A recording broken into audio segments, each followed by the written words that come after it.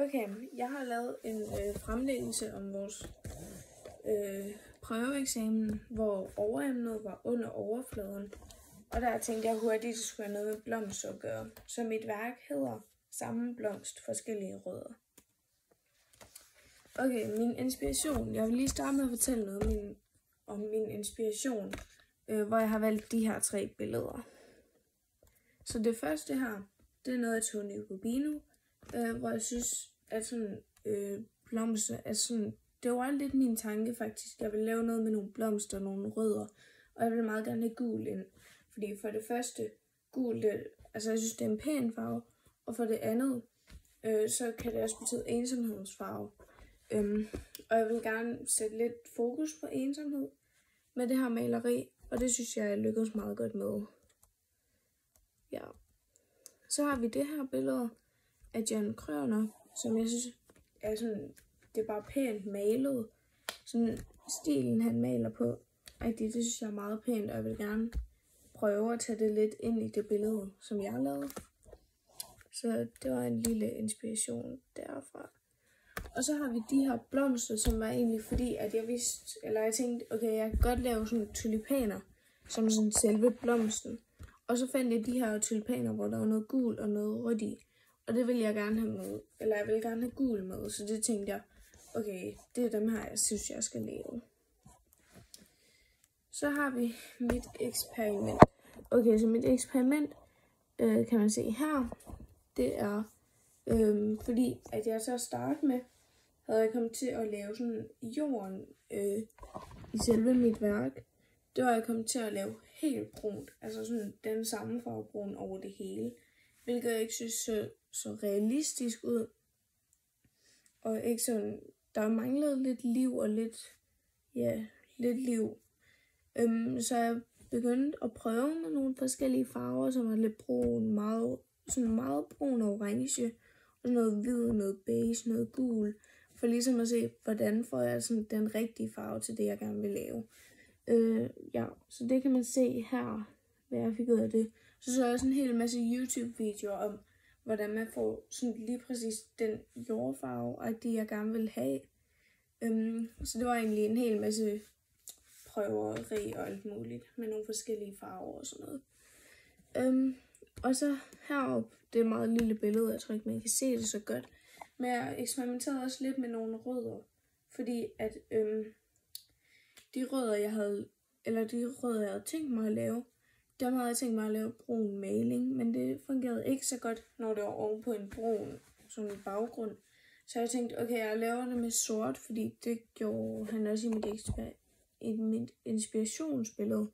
Så det tænkte jeg, okay, det kan jeg også godt gøre. Så først så prøvede jeg med noget maling. Det synes jeg ikke blev så godt, og det var ikke sådan så meget det, jeg gik efter. Fordi det blev lidt for sådan chunky, lidt for tykt og sådan noget. Så jeg ville gerne have noget, der var tyndere, men det var stadig synligt.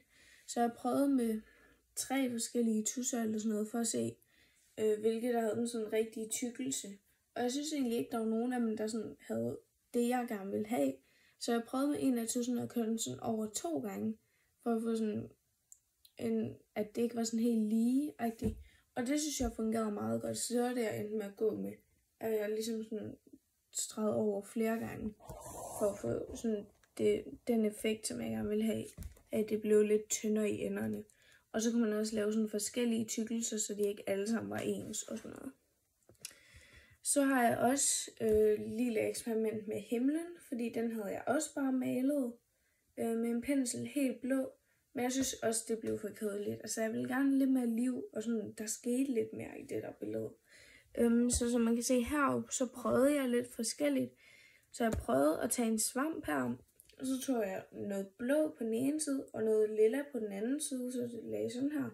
Og så prøvede jeg sådan at putte det på, -agtigt. Og det synes jeg gav noget meget godt liv, at det var sådan, ikke helt blåt, men heller ikke helt lilla. Der var sådan lidt variation i det.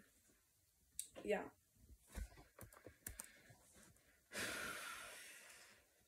Så har vi processen. Så det første, jeg gjorde, det var at lave nogle skitser. Eller faktisk en brainstorm, hvor jeg havde lidt forskellige idéer. Men det endte med meget hurtigt at gå hen til, det skulle være noget med nogle blomster og nogle rødder og noget. Så den første, jeg lavede, det var den her over, hvor det var en lille blomst, og så nogle meget store rødder. Men jeg synes, det blev lidt kedeligt i længden bare at have en blomst på et helt billede.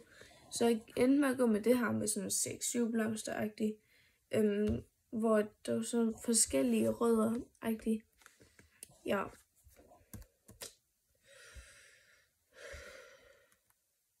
Så malede jeg det over, så malede jeg sådan konturer på sådan blomsten og rødderne og græsset her og alle de detaljer, jeg gerne vil have med. Ja, med en gul farve, så at når der kom maling over, så ville det ikke sådan, så ville man ikke kunne se, sådan hvis jeg havde lavet med blyant, ville man måske kunne se det igennem, hvis der var nogle bestemte farver. Ja. Så begyndte jeg egentlig bare at male med akrylmaling. Så først så lavede jeg himlen, så lavede jeg dem der blomster, som jeg ikke synes gik så godt. Så jeg begyndte på stilkene på blomsterne, og så gik jeg tilbage til blomsterne. Så lavede jeg jorden, og så lavede jeg sådan græsset, og til sidst sådan detaljer her omkring blomsterne. Og så til sidst så lavede jeg rødderne. Ja, okay, det endelige værk. Det her, det endte med at være mit endelige værk. Jeg er faktisk sådan okay tilfreds med det, selvom jeg synes, altså der er mange ting, jeg godt kunne have gjort bedre. Men det er ikke fordi, jeg synes, det er sådan dårligt. Men ja. Så endte jeg også lige med at smide en ramme på det, for ligesom at få det til at se færdigt ud. Fordi at jeg synes, det så lidt sådan, det så ikke helt færdigt ud før. Fordi det var bare en hel masse papstykker, der stod ud over det hele. Og jeg følte ikke helt, det så ud som om det var sådan færdigt. Så jeg endte med lige at få en sort ramme på, som jeg synes sådan, færdiggjorde sådan værket ret godt. Så det jeg synes gik godt, og det er min evaluering bare lige. Det jeg synes gik godt med mit værk, det synes jeg var sådan jorden og himlen. Jeg synes der kom meget godt liv i og lidt tekstur og sådan noget, hvilket jeg godt kan lide.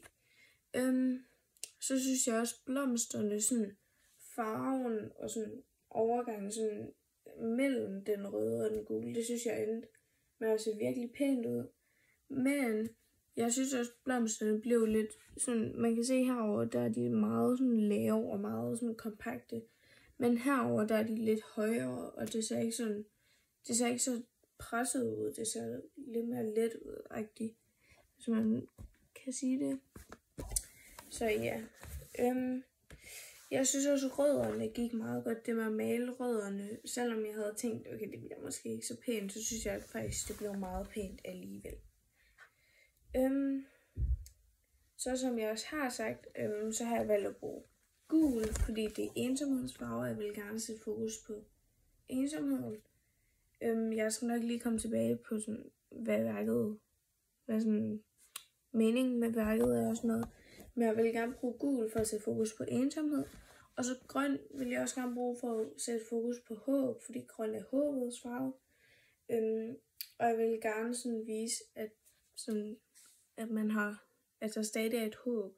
Men jeg synes dog, at grøn og gul ikke kom så meget til udtryk i sådan selve værket. Men alligevel, jeg synes, det var vigtigt at få dem med. Jeg har brugt alle de 3 primære farver, som er rød, gul og blå. Så har jeg brugt lidt grøn og meget lidt lilla, som er sekundære farver. Så har jeg prøvet at få nogle komplementære farver ind, men den lilla er der ikke så meget. Men jeg ville prøve at få gul og lilla ind, så blomsten kunne poppe lidt mere, fordi at de er komplementære farver. Okay, så formålet, eller sådan meningen med værket, og ja, sådan formålet med komposition og sådan noget, det er, at man godt kan se sådan forskellige ud, og man kan godt se ens ud, og sådan stå på lige række, og være sådan, folk tænker sådan, det er den samme person, men man kan sagtens komme fra nogle forskellige ting, man kan sagtens være sådan forskellige personer, og man kan sagtens sådan, man kan godt tænke, okay, jeg er den eneste, der er anderledes fra de andre, altså sådan alle de andre, de er bare 100% ens. Og så er der mig, jeg prøver at være ligesom dem, men jeg er ikke ligesom dem. Men sådan er det meget sjældent, fordi der er ingen mennesker, der er sådan 100% ens. Så det synes jeg er vigtigt at få sat opmærksomhed på. Ligesom det der med, at det sådan, at man godt kan se ens ud, og det kan godt se perfekt ud, man står lige på række og alt sådan noget. Men at man ikke er perfekt, og sådan, ja. Det synes jeg bare var vigtigt at få sat sådan fokus på.